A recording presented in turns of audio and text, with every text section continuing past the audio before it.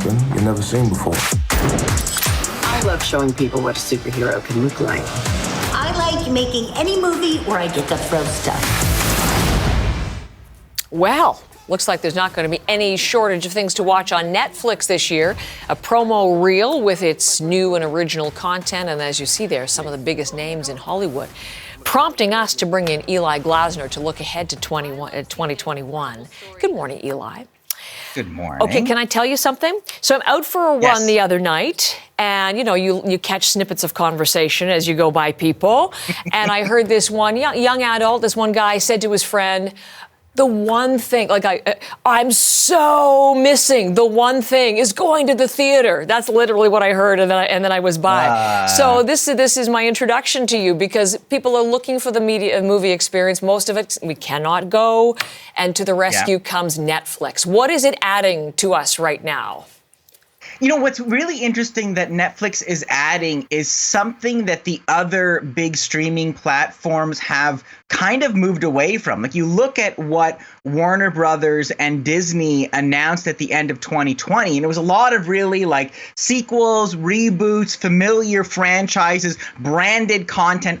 IP is the fancy word they use for intellectual property in Hollywood. But Netflix announced 70 new films for 2021, and most of them are original concepts. So this is kind of what I would describe like the middle movie. This is something you don't see at the movie theater that person was bemoaning.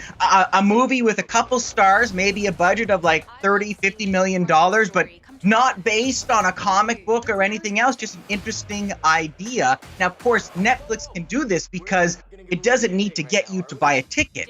It just needs to get you to keep clicking. And that's what you see them doing here, trying to keep those shelves full, trying to keep you clicking and staying as a subscriber with lots of content for the forthcoming year. But it doesn't sound like, as I'm looking at these screens and these promos and the stars who are involved, it doesn't look like it's just middle movies. It looks like there's some pretty big titles to come, too.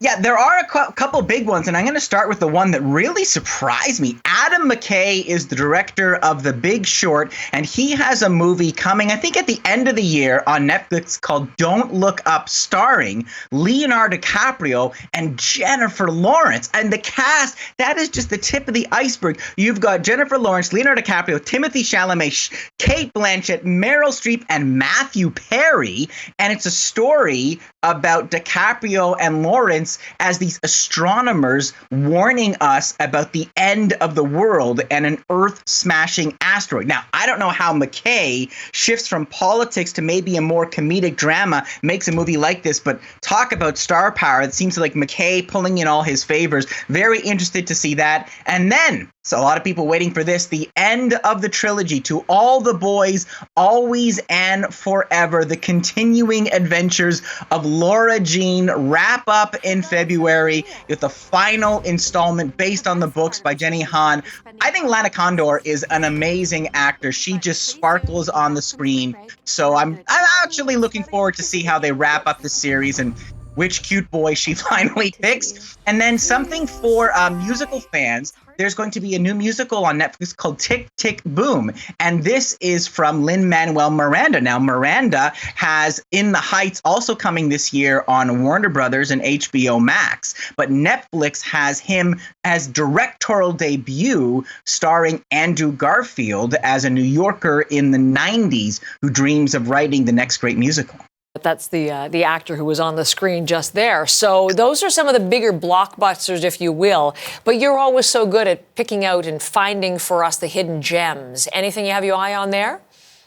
So let me run down a couple. There's a film coming called Blonde. Now, what's interesting is this comes from Andrew Dominic. He's given us films like Killing Them Softly and The Assassination of Jesse James. A lot of his movies really revolve around like male machismo and how men kind of define themselves and in their era. This is a movie about Marilyn Monroe. And so another movie really exploring Marilyn and, how we related to the blonde bombshell. Bruised is a movie directed by Halle Berry, starring Halle Berry. This was at the Toronto International Film Festival. It's about a mixed martial arts fighter trying to take care of her son. I Care a Lot is a black comedy starring Peter Dinklage and Rosamund Pike. And Malcolm and Marie is a new movie shot during the pandemic starring Zendaya and John David Washington. You might know him from Tenet. So really interesting, kind of a quiet drama about a couple at home in an argument after this director's movie premiere, supposed to be having a celebration, and then things fall apart. So a lot of really interesting films coming up soon on Netflix, and it will be interesting to see if they actually deliver on some of those promises. Sounds good. Come back anytime. Look forward to our next visit. Thank you, All right. Eli.